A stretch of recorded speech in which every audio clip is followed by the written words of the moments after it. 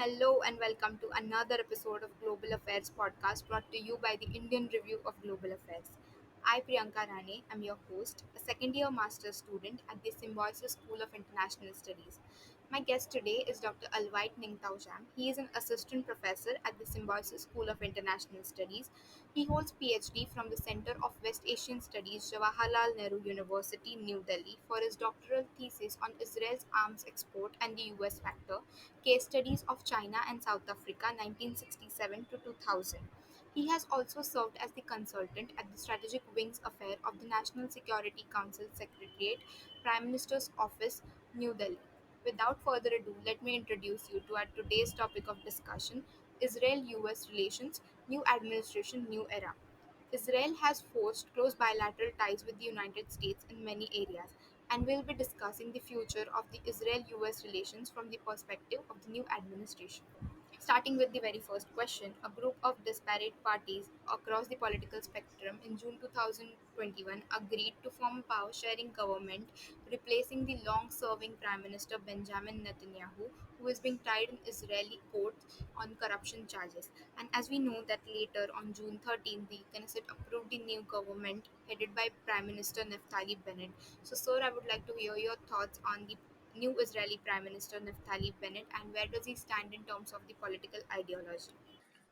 At the outset, my sincere thanks to IRGA for giving me this opportunity to speak a few words about this proposed topic on the developments regarding Israel's relations with the new administration. In fact, both the countries have new governments now under new leaderships coming from different political background. Coming to your question, Priyanka, there have been lots of discussions about what kind of a policy or what kind of an ideology the current Prime Minister Naftali Bennett, carries, and the policies that he's likely to bring into the Israeli government. He himself, was a former tech entrepreneur, okay, who has a wide-ranging experience in the field of technology and entrepreneurship. But he has been involved in right-wing politics from the beginning, and is known for his religious nationalist sort of a position within the Israeli political system. So that has given rise to quite a bit of discussions about the policies that he is likely to usher in the Israeli political system. As you rightly mentioned, he is also the leader of the Yamina party that has been able to bring together, I think, 8 parties to form this coalition. And after a real, fiasco in the elections, like having to go, conduct 4 elections in the last 2.5 2 years time. Uh, all we know about him from whatever we have been reading, hearing, or seeing on the television and other discussions that he is a right wing person. He is a right wing leader who, at one point in time, even claimed that he is more right wing than the prime minister who just left the office. And in terms of his experiences, he held some key portfolios in the earlier Israeli governments, including economic affairs, diaspora affairs, and defense ministry. So you can see a bit of an experience coming along with him right now, when he is the current prime minister of Israel. So, in terms of with regard to your second question about the political ideology, he is known to be a strong advocate of Jewish home state. Okay, so somebody who has been insisting on claiming Jewish historical and religious claims to the West Bank, whom that he calls Judea and Samaria, uh, East Jerusalem, which is a very contested issue in Israeli-Palestinian issue. Of course, the Golan Heights, which was granted sovereignty recognition by the previous U.S. administration under Donald Trump.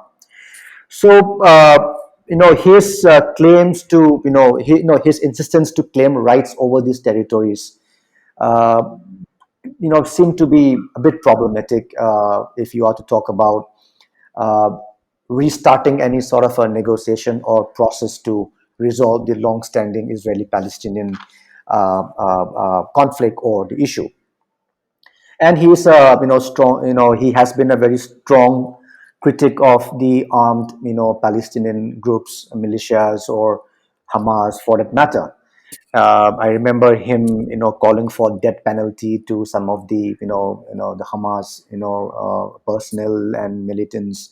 And so you can see that he has a very strong objection or a strong criticism of these armed groups, from particularly from the Palestinian side.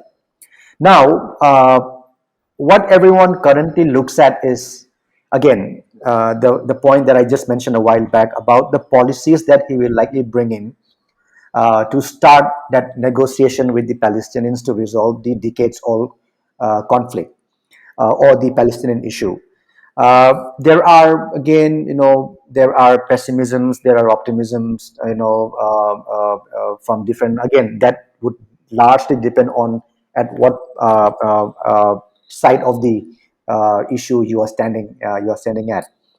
So the common perception is that he becoming a prime minister of Israel, with his right wing or religious affiliations and ideologies, would kind of imperil or would kind of be a stumbling block in the overall Israeli-Palestinian negotiations or peace talks in the days to come.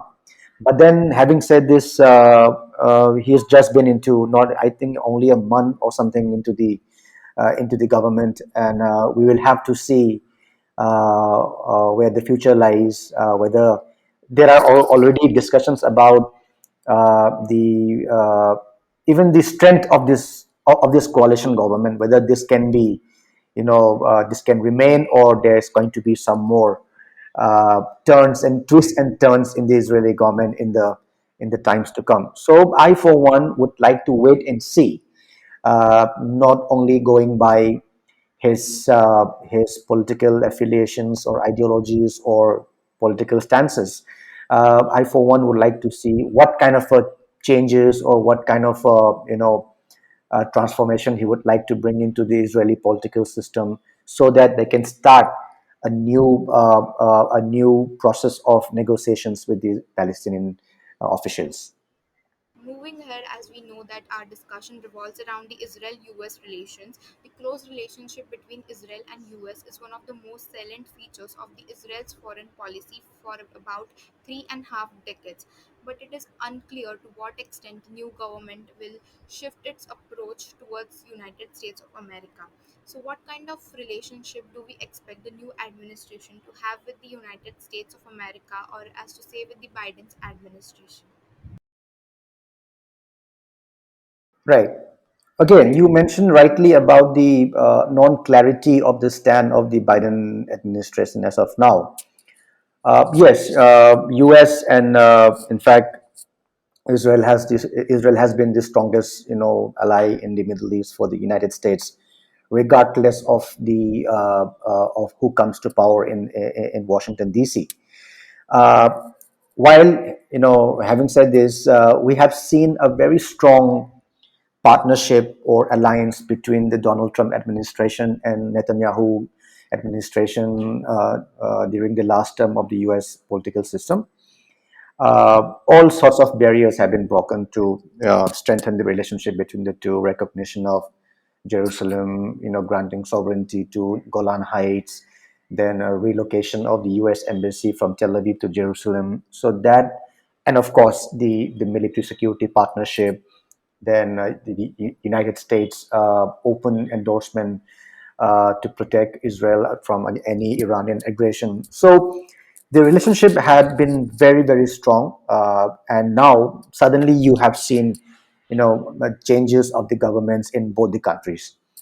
You rightly mentioned about the non-clarity, as I just mentioned also a while back.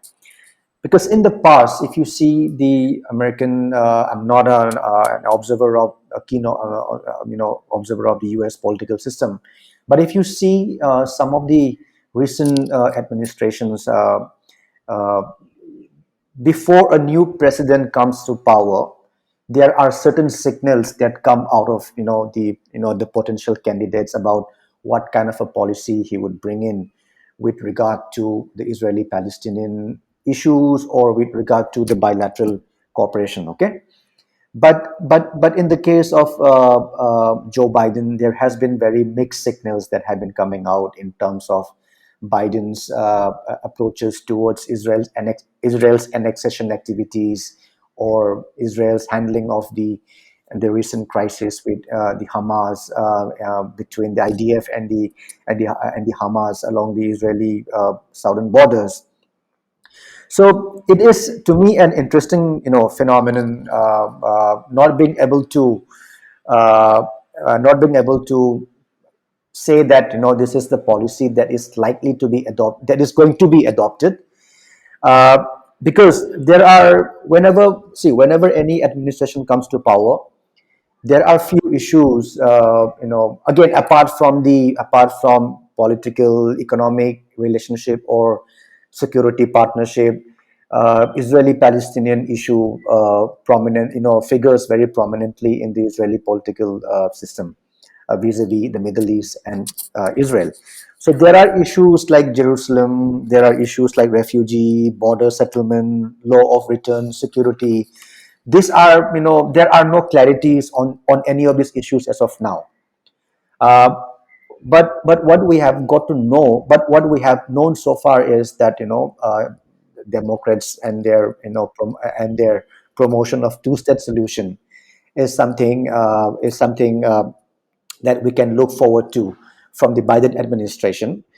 Uh, but one of the approaches in the overall U.S.-Israel relationship under the new administration would be, of course, the military security partnership, economic partnership, Iran as a factor, and of course, China also is going to be a factor in the relationship, between Israel and the United States. Uh, Economic aids, military assistance, aids, technological assistance will continue, no doubt. That has been these factors have been the most important mainstays of the bilateral relationship between the two countries, particularly from late 60s and early 70s onwards. For now, if you're talking about the Palestinian issue vis-a-vis Israeli-American relationship, I think one of the priorities which the new administration would like to keep is on restarting the process of negotiations with, or discussions, or a channel of communication with the Palestinian side. Okay, there has been a stalemate. There has been a stalemate in the overall discussions or process between all these three sides. Because if you remember, even the deal of the century, which was promoted by Donald Trump early last year, did not go anywhere because the Palestinians did not accept the terms and conditions being laid down in that deal of the century promoted by Donald Trump. It is largely viewed as giving more acceptance or more recognition or more power to the Israeli authorities. So, having said this, there are few areas which could be problematic.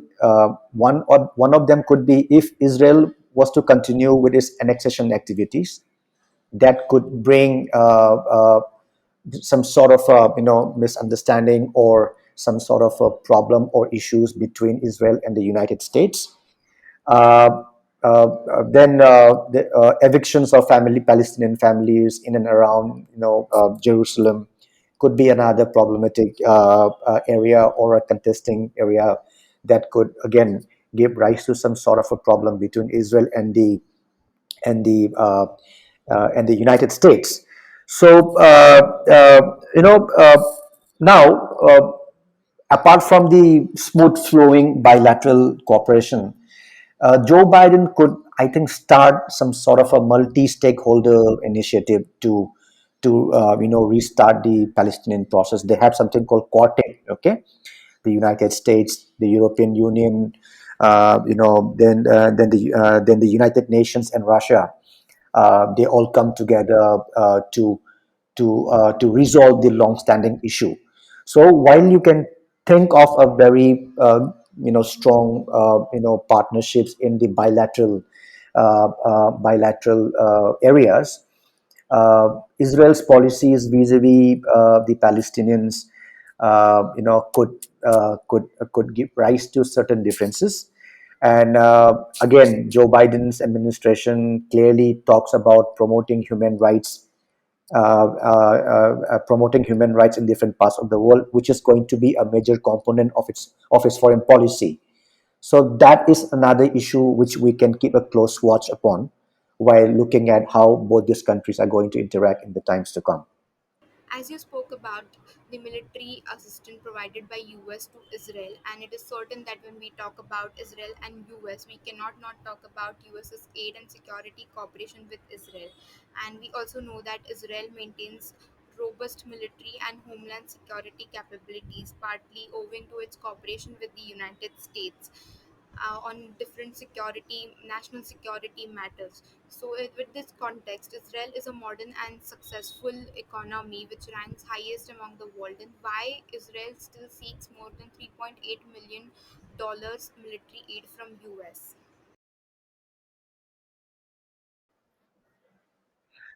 See, in terms of U.S. aid to Israel, this will continue. Okay, this will continue, and this has been a pattern. This has been a trend from the 1950s onwards. While the military assistance picked up from the late 60s and early 70s, particularly after the 1973 Arab-Israeli War, uh, aid has been one of the most important, dimension of the Israeli-American relationship for the last more than almost how many years? Like over 70 years. Okay. But then, of course, the military security assistance, technology aid, economic aid, increased after the 1973 Arab-Israeli War, and I think that was also the time when both the countries started to cooperate in military security sectors, particularly in the field of missile technologies, in the field of aircraft, fighter aircraft, and other military items. So, Priyanka, the relationship between Israel and the United States also started off on a very shaky note. Okay, there is a preconceived, or uh, there is a belief that both the countries have a very very strong relationship from the beginning, but that is not the case. Both the sides were trying to they tried to play their own politics, while the Israel's earliest initial leaders tried to have some sort of a non-alignment policy. The prevailing geopolitical situation of the time did not allow them to do it, but had to opt for a choice to be with the West Bloc led by the United States. And at the same time, Israel was uncomfortable getting close to the Israel. No, sorry, U.S. was initially uncomfortable getting very close to the Israelis. But again, the evolving dynamics of the geopolitical affairs led to the convergence of interests sometime from the 50s and 60s onwards. And then on, US and Israel's relationship began to flourish in all dynamics, in all walks of life. You talk about military, you talk about politics, you talk about military security and economic aids. So that is again the Cold War phenomenon, kind of determine the foreign policy of both these countries. Uh, so particularly from mid 70s onwards, the US began to supply a considerable amount of money, at the same time technological assistance to Israel's military security modernization programs or military industrialization programs. So you asked me about why is that, so one of the major objectives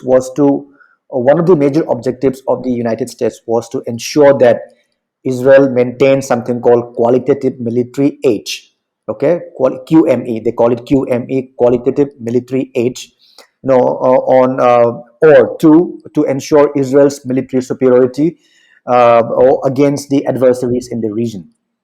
So while you have some certain other Middle Eastern countries backed militarily by the Soviet Union, Israel was relying more on the United States, and at the same time, it started to undergo its defense industrialization process, for which it wanted a good amount of money and technology from an external source. And earlier, France was the one, but then France fizzled out after 1967 war. Then the vacuum was filled by the United States in terms of technology and in terms of money. So now, over the period of time, this has become one of the most important factors of determining Israeli-U.S. relationship, the economic aid. So, see, Israel is a very small country. If you see that, it's a very small country with a very limited market and with a very limited resources. So, in that process, what they do is like they have a very strong, robust defense industrial units, due to which through which they started producing different forms of military items, defense equipment, and started exporting to different parts of the world, including India. India is one of the largest arms importer from Israel. So now, for having that sort of an R&D programs, apart from earning revenues from foreign military, from arms exports, Israel also requires a kind of a aid provider, which is now in the form of the United States, to run some of its defense industrialization programs. So then you can see the economic incentives of that, very strong political partnership also. So it continues to rely on the United States for some of its major defense industrialization, defense manufacturing programs. For instance, the Iron Dome, which we keep hearing about in the recent days. Also, earlier it was a sole project of the Israeli firm Rafael, but then from 2014 onwards, they have gone to an agreement with the American government to have a joint production program, and that also speaks about the importance of the U.S. Economic assistance to Israel. So you have maintaining qualitative military aid or military superiority over the adversaries in the region, and of course, like U.S. Lobby in the United States is very strong, in terms of their political system. So then you can see, but that also has given a good amount of leverage to the United States to influence on various policies of conducted by Israel, let alone military policies, but also political policies and its foreign relations. So you can see the significance of the U.S. aid. I hope I have answered your question. Yeah, yeah. That was really insightful and thought-provoking answer, and it really shifted my perspective. So, but I would take one point from that, that when you're talking about the Arab states, and as we know that Arab state normalization is very essential for Israel to maintain peace and stability in the Middle East region. So, around the second half of the 2020, the four Arab states, the United Arab Emirates, Sudan, Bahrain, and Morocco, have formed normalization agreements with the Israel. But meanwhile, the other Arab states are skeptical and fear that the normalization could harm the Palestinian rights movement and will further fuel the conflict in the Middle East region. Then how will the new administration proceed with the Arab state normalization? And when we talk about the Arab state normalization, we know that the US is committed to encouraging the cooperation of ties between the Israel and Arab. So what will be the US's strategy vis-a-vis Israel to support the Arab state normalization? Right. See, again, that's a very interesting phenomenon which we are getting to see in the region. Israel normalizing its relations with UAE, then Bahrain, then you have in the northern African Morocco and Sudan. Uh, See, Joe Biden, before he came to the White House, he welcomed the political normalization with the Arab countries, which was brokered by Donald Trump administration in the middle of 2020 last year, as mentioned. Uh, there were, like, if you have seen, if you followed the pattern of this normalization, there was equal effort from the Israeli government as the US government towards this normalization of relations. And again, you rightly pointed out the oppositions or the skepticism with regard to this normalization and how it is going to impact on the overall process to resolve the long-standing Palestinian issue. Many of the critics, even from the region, even from the US, or from different parts of the world, uh, are not very hopeful how much this normalization can also support or assist in the again normalization of relations between Israel and the Palestinians. Okay, if you, so to speak. Uh, many are of the view that Donald Trump was successful in using its military and economic clouds to influence these countries in the region, leading them to normalize ties with Israel. If you see some of the statements given by the new administration, while they acknowledge the political ties now between Israel and these mentioned countries, the Arab countries, while they acknowledge the efforts being put in by Donald Trump administration towards brokering. Uh, for now, I think the Biden administration would not devote that much of a time and energy as much as being done by the Donald Trump's administration towards normalization of relations. As I mentioned in the beginning of this chat, the priority for the Biden administration, I think for now, would be to restart the process of talks, the process of negotiations with the Palestinians first, and how they would chalk out their plans to make the Israelis and the Palestinians to sit on a table and start negotiating for resolving the issue. So, an immediate effort towards further normalization of ties between Israel and the Arab countries, with the help of the United States, I have my own doubt.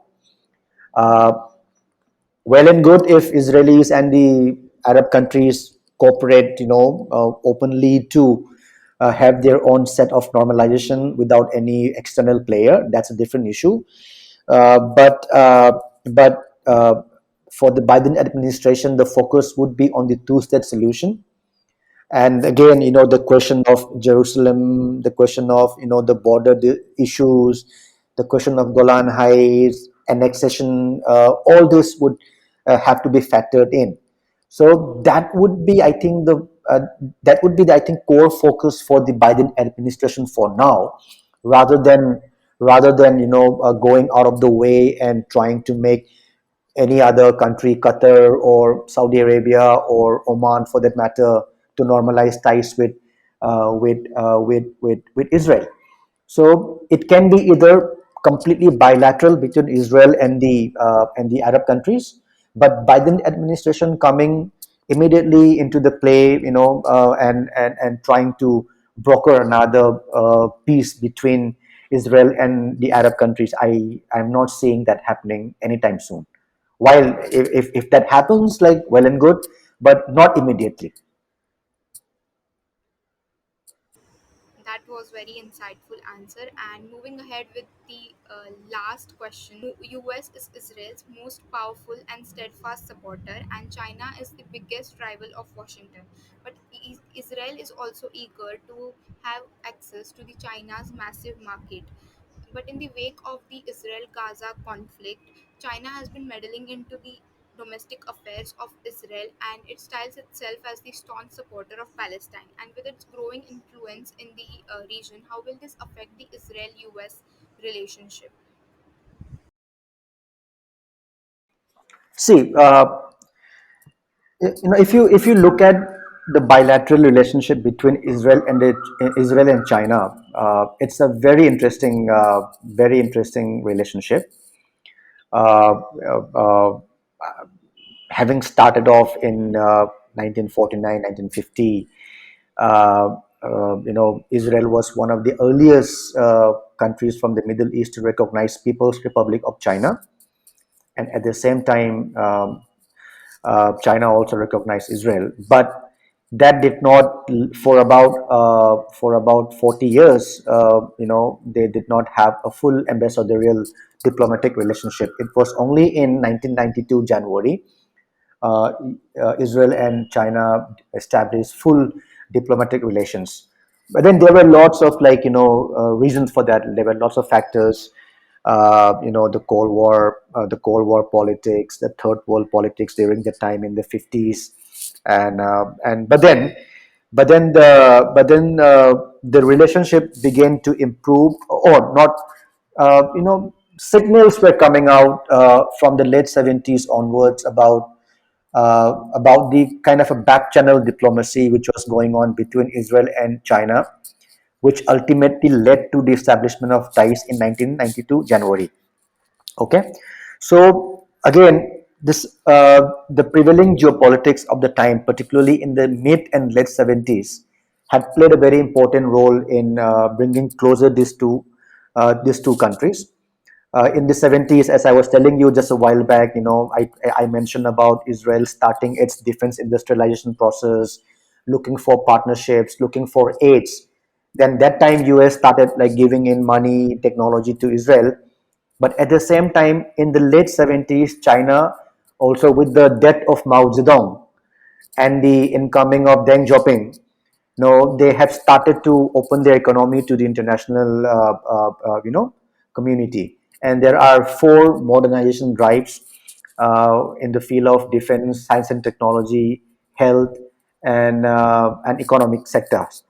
So Israel was one of the countries which was coming up with its own defense manufacturing programs, particularly in the fighter jets and other items, which kind of attracted the Chinese government. Okay, but then around that time, while it was a bilateral sort of quite diplomacy they had conducted, uh, the US also started to see China as a bulwark against the Soviet Union. So they, in a way, kind of had given some sort of a tacit support to Israel to improve the ties with the Chinese government. So now again, but then from the when again, it's as a part of its Cold War policies, the U.S. had been vote. The U.S. had been both an advocate and an obstacle to Israel's relations with China. Okay, so towards the end of the 80s, when relationship was when the contacts between the Chinese and the Israeli officials were on the rise, were increasing in economic sector, in back channel military, secretive military security areas. Uh, that was the period when there were signals coming out that there's going to be problem in the USSR. So when the US started to sense that USSR is going to fragment or going to disappear or dissolve, it had only one country in its mind, that who could be the next potential challenge or threat to the US security and strategic interests in the particularly in the Taiwan Straits or in the Asia Pacific region, and that was China. Okay, so now after the disintegration of the USSR, uh, US did not begin to see China as more of a threat to its security and national strategic interests. So by then, Israel and China in the early 90s had started cooperating in different fields, and they began to strengthen their overall bilateral relationship. But then the U.S. Concerns pertaining to Israeli-Chinese military security cooperation began to come out in the open domain from early 90s onwards, right after Israel and China established their diplomatic relationship. So the U.S. As a factor in Israel-China military security cooperation was very prominent during the late 90s, and they already had a couple of instances which really downgraded the relationship between Israel and China also. So they had something called Falcon controversy in 2000. Then in 2004 and 5, another controversy related with Israel's military, upgrade of a Chinese drone. Also triggered a kind of a problem between Israel, China, and the United States. Now, with this little bit of a background, then you can see why, then you can understand why US is having, concerns about Israel's increasing footprints in the Middle East right now, particularly now in Israel. So over the last many years, and over the particularly in the last few years, there have been lots of important projects, infrastructural development projects that have been secured by the Chinese government inside Israel, and some of them are in critical infrastructural development areas.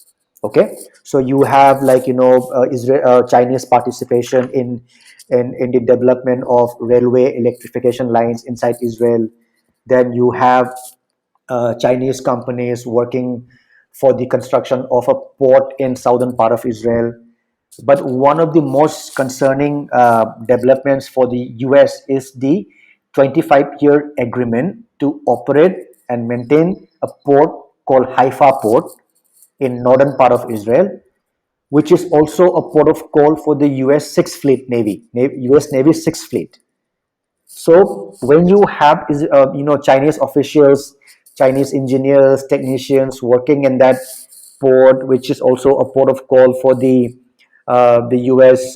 Sixth Fleet, navies, the American administration would definitely have a major concern about Chinese espionage, spies, and pertaining to their strategic presence in the region, particularly in Israel. So that has given rise to major concerns within the American administration. You have seen that during Donald Trump's administration, John Bolton, who was the national security advisor, Mike Pompeo, the former Secretary of State, all of them had raised these concerns to the Israeli government openly, that this is something which we are looking very minutely, very closely. And so but then, for China, Israel is a very important country from the within the framework of its Belt and Road Initiative, giving an access to the Mediterranean up all the way to European countries, and at the same time giving an access towards the African continent. Even for Israel, it is a very important destination for its market. China is a big market for Israel. It is also a source of imports for its technologies, and there are many important investments which both the countries are eyeing in the respective countries. So now Israel is now in a kind of a I'm sure they must be in that kind of a dilemma. There could come a time, there can be a possibility of a time, a possibility the US administration finally coming out and say that you have to make a choice. It's either you are cooperating with us, or you go with the Chinese. And some of the concerns of the US vis-a-vis Israel China relationship also stems from the fact that China is a very close partner of Iran. Okay, so some of the companies which are operating inside Israel are believed to be having their own other projects in Iran. So you can see the concerns. But at the same time, the last point that you talk about, China meddling in the internal politics, that is something that we need to keep a close watch upon, because it's not only during this conflict when China exhibited its interest to be a part of the problem solving of the Israeli-Palestinian conflict. Okay, they already had come out with 4 point peace plan about 4 5 years ago. So, which also talks about its intent to be a part of this process to resolve the Israeli-Palestinian conflict or issue. So we will have to see the nature of cooperation between. In fact, Naftali Bennett, in fact, talks about several investments and economic cooperation partnerships with China before also. Now, whether he will be in a position to sidestep the pressure of the United States and go ahead full throttle with China is something that we need to see in the days to come. This was really a thought-provoking answer, I would say, which was explained with the help of the timeline. This was really perceptive. Well, that's all for today's episode. I thank Dr. Alvite Ningthoujam for joining us today, and I thank all the listeners for tuning in. Stay updated for more such episodes on all our social media platforms and on the IRGA website. Thank you. Thank you, Priyanka, for having me today. Thank you. Yeah.